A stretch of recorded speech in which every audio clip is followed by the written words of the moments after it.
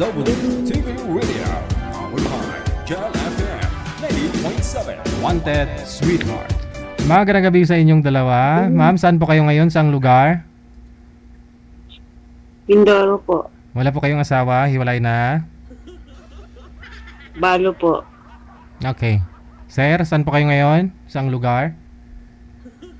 Mindoro. Dito sa Pangasinan, sir. Pangasinan. Wala po kayong asawa, sir? Girlfriend? Balo, sir. Balo din. Okay, sige. Pareho kayong balo. Pareho din po kayo nakadilaw. Usap po kayong dalawa. Pasok. Hi. Hello, ma'am. Good evening. Dilawan to eh. Good evening too. Ilan taong ka na, ma'am? Tanda na, 69. Wow, favorite Oh. number ko ah. Halos magka-edad pala tayo. Okay. Wow. Salamat. Ah, ah, ilan taong ka ng balo, ma'am? 30 years. Oh, tagal Oh, na. matagal na pala. Ako'y magtatatlong taon pa lang. Okay. Single Ano ma'am word kayo, mo? ma'am? Sige. Ma'am? Single Ano? ma'am kayo? Single ma'am kayo? Balo nga eh. Sige. Ilan anak ninyo? Isa lang. Ay, isa lang. Aba, pareho pala tayo. Isa rin ang anak ko. Ano hanap buhay niyo dyan?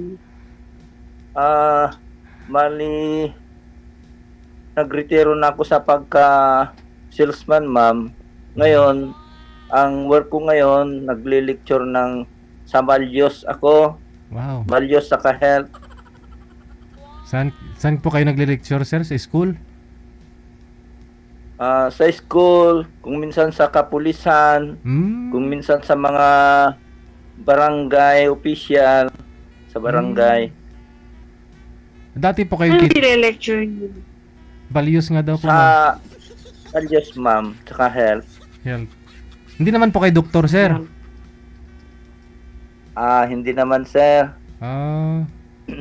Retire po kayo. Nasa mga Ano po yung binibinta sir? nyo po dati? Anong sinisales mo po before? mga books na sa health, saka mga books sa about values, ganun, sir. Ay, binibinta nyo. Oh, sir. Ano yan? Pang kalahatan Panglahatan, ng ma'am. lecture. Yes, ma'am, panglahatan kasi sa ngayon pababa ng moral ng tao ngayon, kaya yun ang aming nililecture para anuan yung trabaho ng kapulisan para hindi tumaas ng krimen ng tao. Yun ang ano natin. Tapos bintahan nyo ng libro pagkatapos, sir, ganon. Oo, sir, kung buwan. Binta ng libro. Magustuhan. Oo. Anong mga libro yon? Values nga po. Mga values, pang building character, ganon. Building.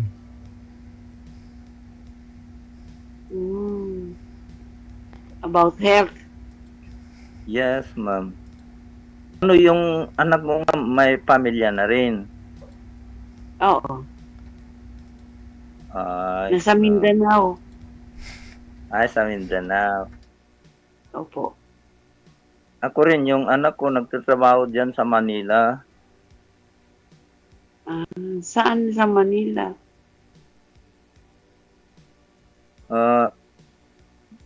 Sa ma'am, Singaporean private clinic. Ano siya, nurse? Medtech, ma'am. Ang ganda pala ng trabaho na ano. Ilan ang apo Ako mo, ma'am? Dalawa lang. Ay, dalawa lang. Talaga matipid Gawa na lang ho kayo ulit, dagdagan nyo eh. Ngi, Oh, pwede naman, sir. too late to be a hero. Si sir ho kasi 60 ilang taon ka na sir? Bali, 68, magsi-69 pa rin din, sir. Pareho kayong 69. Pwede pa ho yan ah. Kasi health conscious naman si sir. Hindi may mga God's will. may mga binibenta ho kayong mga ano sir, mga supplement, ganon. Oh, sir. Yung Ano yung mga product? nasa nilalaman ng aklat, Mm. pwede rin gagawa ng mga supplement. Mga herbal, Ano yung ganon. mga food supplements? Yung mga pamparigla, ma'am, ganon.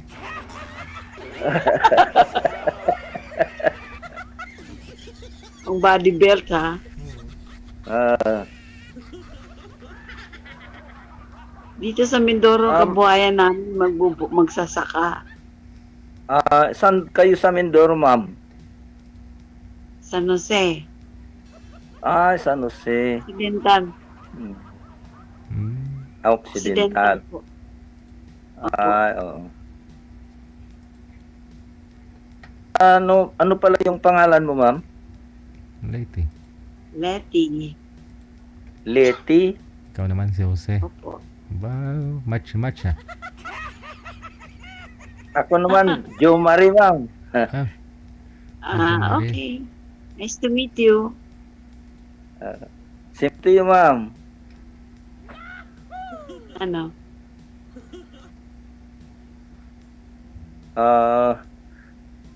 Anong hanap mo dito sa kwan, ma'am? Sa programa ni Sir DJL? Wala lang. Just friends.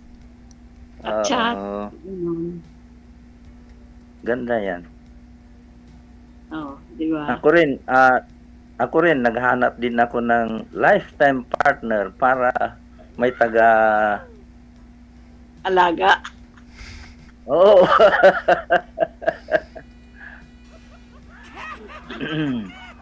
Ganun ba yun? Oo. Wala na tayong job paano pa magaan. So, just steady na lang.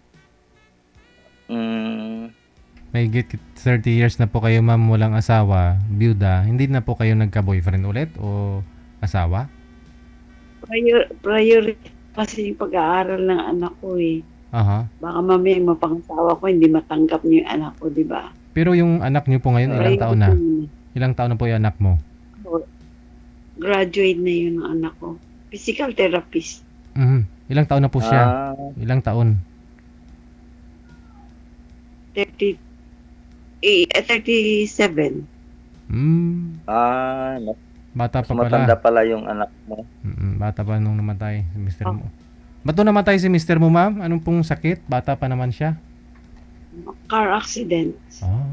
Ikaw? Car accident. Sa'yo sir, ba't nung namatay si misis mo? Bali, na-stress. Na-stress siya nung cancer. Na tamaan ako ng leptospirosis. Oh, ba't siyang na-stress? Akala niya siguro, sir, mamamatay na ako, mababalo na siya, pero siya pa lang nauna. Na-stress. Sir. Paano mo malamang mamatay ng isang tao dahil sa stress, sir? Makita mo yun sa mukha niya, ginagalaw niya, lagi ba siya umiiyak? Ano po?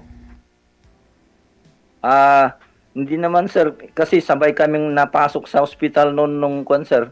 Nung sabi ko na Siguro, Eh, baka badya sa hospital. inyo.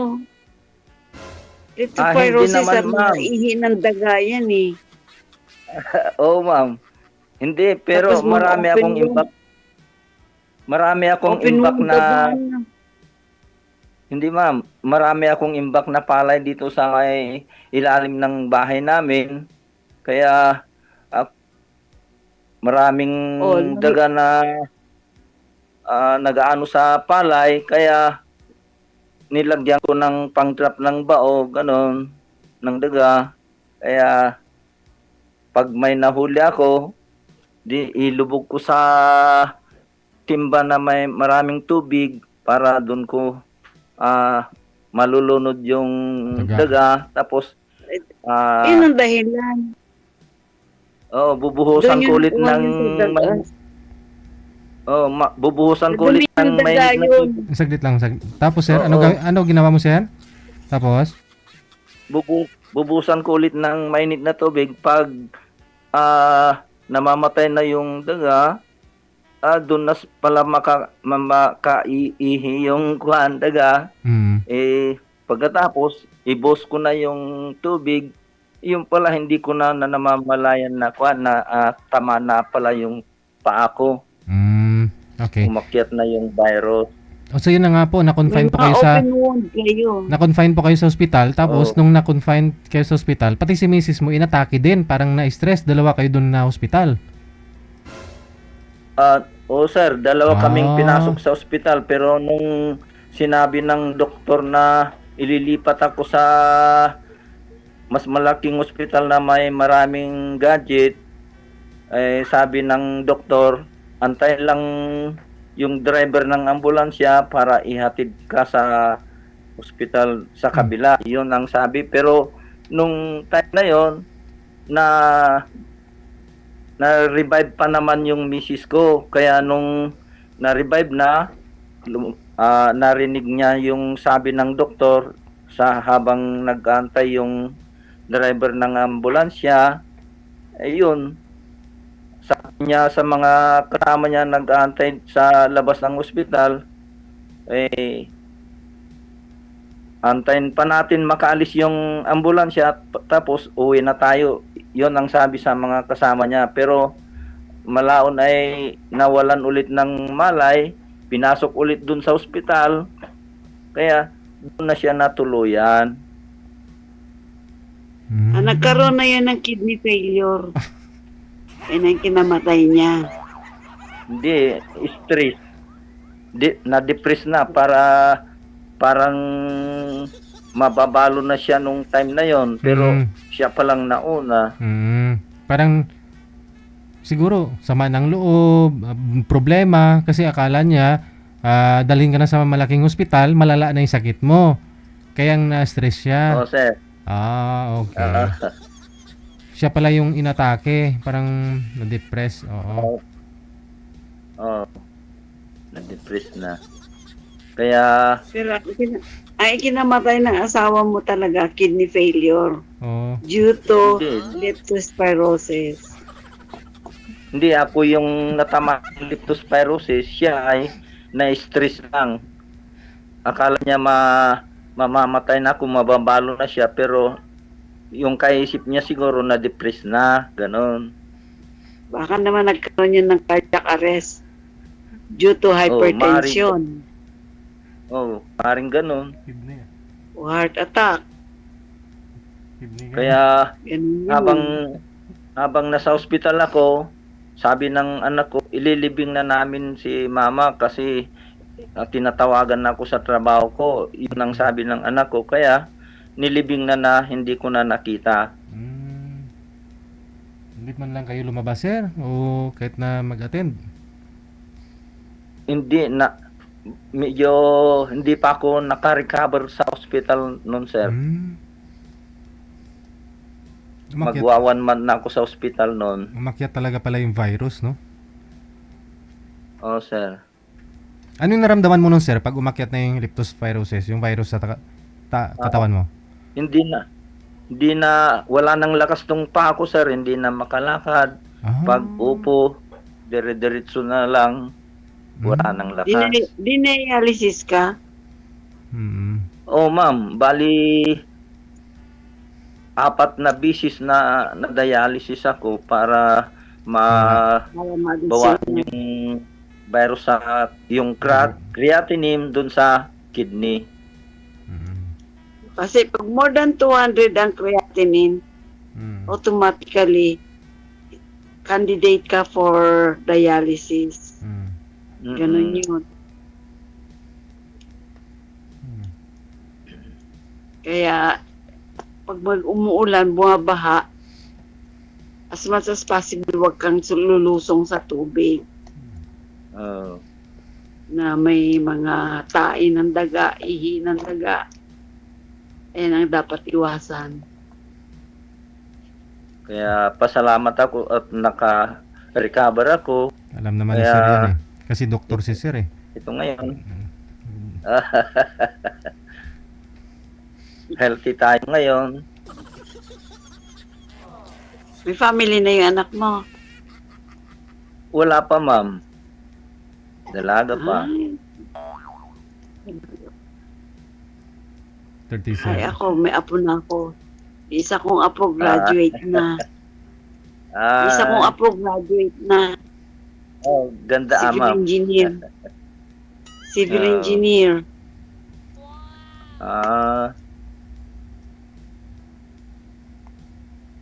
Yan lang, wala rin dito sa, wala na dito sa Pilipinas yung anak niya. Yung Ah, civil engineer niya.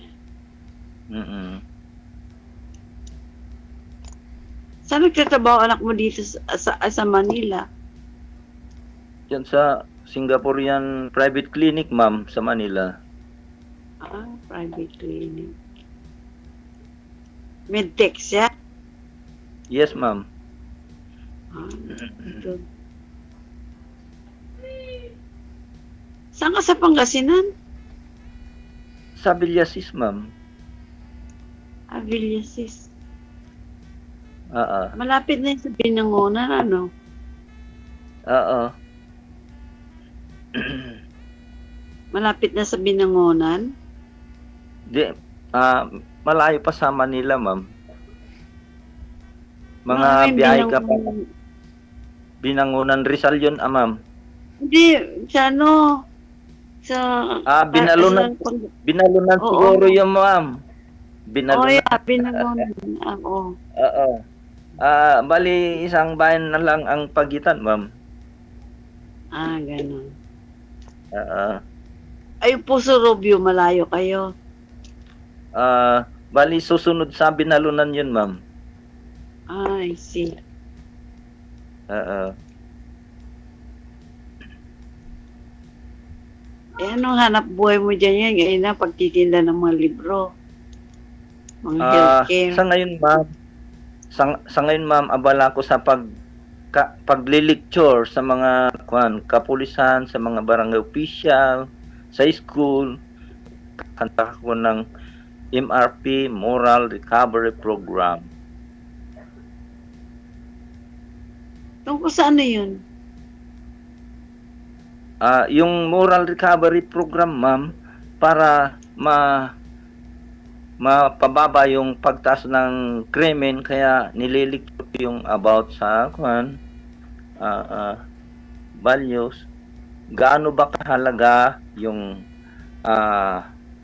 marriage natin, ganon. Kaya, Moral and values. Di kasama na Oo. doon yung family values. oh yes, ma'am. Tama ka. Kaya, ako'y mostly na nililikturan ko din yung mga mag-aasawa, kung paano silang mapanatili yung intimate relationship, ganon. So, member ka ng Single for Christ? Iba naman sila, ma'am. Bali, values advocate at saka health advocate. Okay. Yung logo namin, ma'am, yung logo namin, values education, values education. Ano yung volunteer ka lang doon? O Mayroon ding, ma'am, Stephen, ganun. stipend? Oo. So, kung saan palang lugar kayo nakakarating yan? Oo, ma'am, mga sa ibang bayan pa nakakarating, ganon. Ano, more on sa place nyo lang, Pangasinan? Hindi naman, ma'am. Minsan nakakarating din ako sa iba't ibang bayan, sa La Union, sa Ilocos, gano'n. Going north, not down.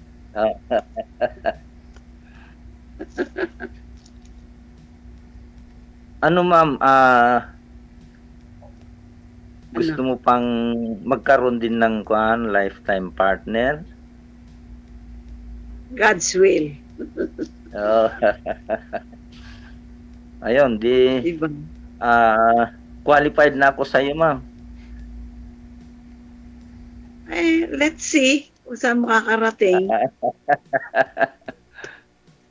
Mahirap naman yung magpadalos-dalos ka, di ba? Sa bagay.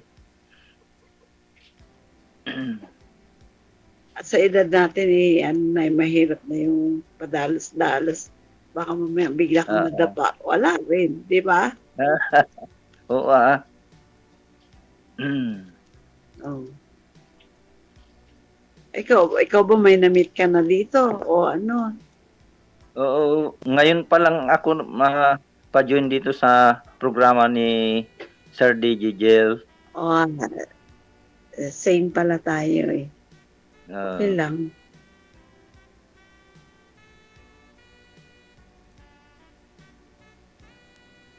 ano ma'am, kumusta Ano na? naman yung pagbabanding nyo sa buong pamilya nyo nitong New Year? Puro lalaki kapatid ko, 6. Ganun. Pang ilan ka sa 6 na magkakapatid, ma'am? Pangalawa sa bunso. Pangalawa sa bunso. Pareho pala tayo. Hindi kami magkakapatid, pero pangalawa ko sa panganay.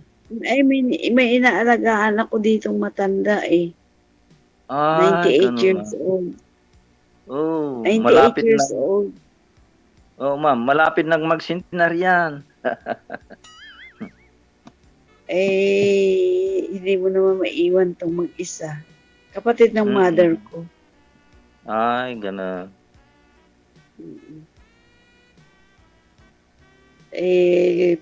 On and off kami na sa hospital.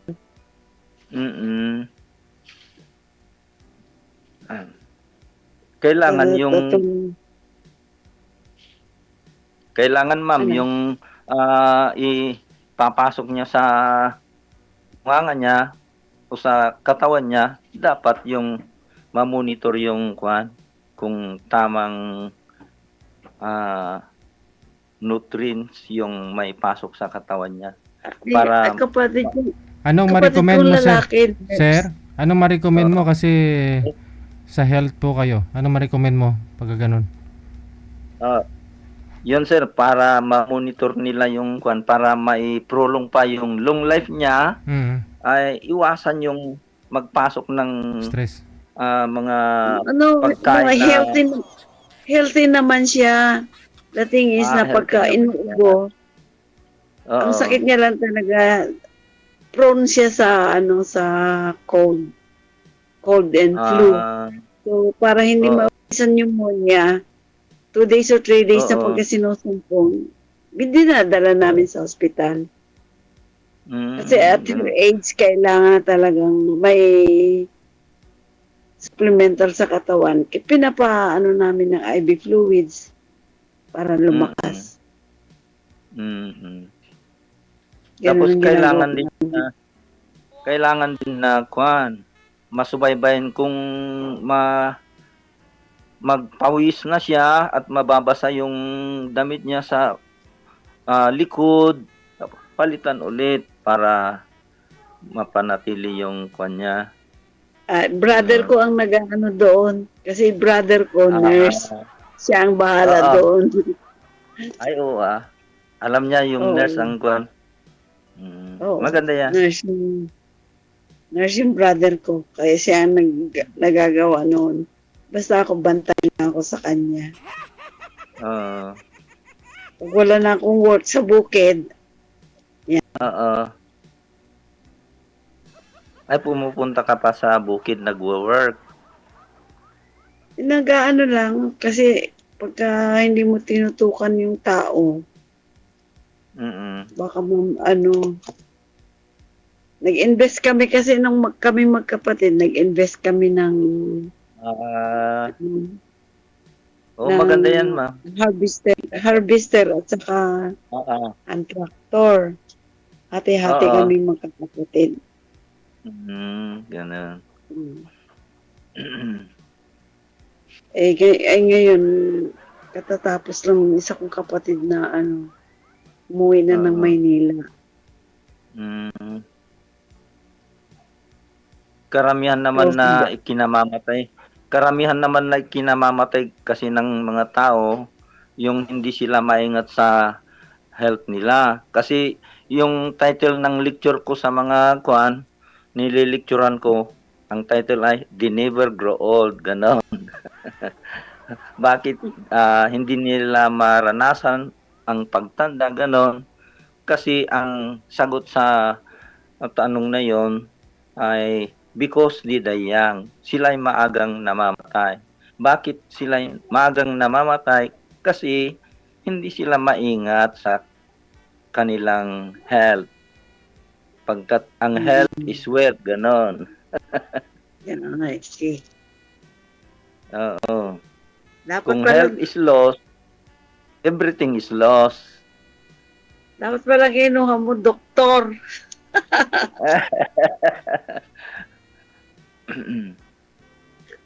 Kasi ba, alam mo ano, mga tungkol sa health. Mm. Kasi sa ngayon na nakalipas na mga holiday season, kagaya nung Christmas, nitong New Year, ang mga tao ay ang Dati anong dami na. trabaho mo talaga? Dati ma'am talaga yung nasa salesman sa mga books. Salesman ng mga ano, Mga books, med mga values. representative? Oh, yes, ma'am. See. Retired ka Kaya na. kaya nung nag-retire na ako, nag-focus na ako sa pagli-lecture ng values sa health.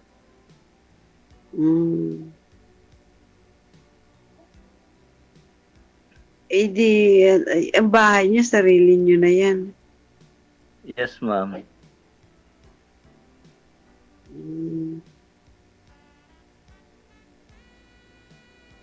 Nalayo kami sa bayan nila. Nandito lang kami sa bukid. Maganda yan, ma'am. Kasi sa bukid, diyan natin nakukuha yung mga mga sariwang hangin.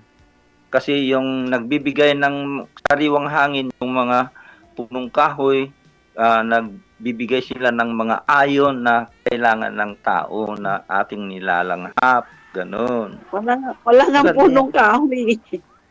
Ay, wala nang punong kahoy. Puro pala yan yun sa aming lupa eh. Maski mga palayan, ma'am, mga damo, yan, nagdudulot din ng mga ayon na kailangan ng tao. Ano yung ion share?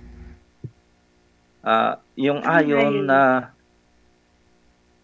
mga oxygen galing sa mga halaman. Ion tawag doon. Ayon. Akala ko plancha. Iron pala yun, no? Iron. Ayon. Saka, pag ang tao pala ay inaabuso niya yung health niya kasi ang araw, doon nagtatrabaho ang tao para sa kailangan niya. Sa gabi, kaya pinagsiparit ng Diyos, nung naglalang ng Diyos, pinagsiparit niya yung araw at saka gabi.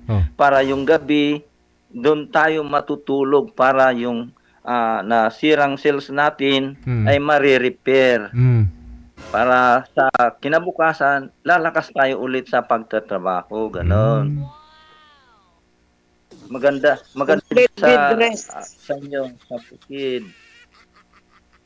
Liban lang kung may mga piggery dyan, mga poultry, yun ay nagdudulot ng air pollution. Pollution. Oo. Kaya yung pagtulog natin sa gabi ay dapat patay ang ilaw para itong melatonin natin siyang magre-repair ng nasirang cells ng ating katawan. Yan. Ay, hindi ako agree sa sinabi mo. O bakit? Patayin ng ilaw. Hindi ako agree. Ako din. Takot kasi ako pag Mostly madilim. pagpatay ng ilaw, diyan nagkakaroon ng hypertension, stroke. Ah, Kasi Hindi naman wala siya nakikita ibang ano, kahit na nakapikit ka, parang may liwanag kang nakikita. It means nagre-reflect din sa ano. Don't sleep, huwag kang matulog na patay ang ilaw. At least meron kang isang ilaw na isang tabi para hindi ka karoon ng cardiac arrest at hypertension, stroke. Ayan ang tandaan mo. depende At naman siguro sa tao yan. Kailangan pag natulog ka, lagi kang nasa left side para yung puso mo nakarest. Ganun yun. Kaya ka umaabot sa mga sitwasyon na ganyan kasi hindi ka maingat sa health mo. Kaya maingat tayo sa health natin, yung pinapasok natin sa ating bunganga, sa ating katawan, yung hindi nakapagdudulot ng hypertension. Di ka mali. Ang hypertension sa diabetic, nakukuha yan sa lifestyle ng tao. Oh, yan talaga. Kaya kailangan ibahin natin yung lifestyle. Change your lifestyle. Kung kumakain ka, uminom ka ng mga nakapagdudulot na nagkapatas ng blood sugar, yung change your lifestyle. Thank you, salamat sa inyo. Good luck. Ano ma'am? Goodbye. Pwede bang At kayo ay nakikinig at nanonood sa Doc Nanay, Doc Tatay. Hatid siyempre sa atin ng Coffee Mo 6-in-1 Coffee Mix. Ang kape na purong kape. Puno ng kape, dahon ng kape, ugat ng kape, balat ng kape, purong kape. Walang halong kimikal. Pagkape, kape lang. Ang kape ng mga gwapo. May kape ka na, gwapo ka pa.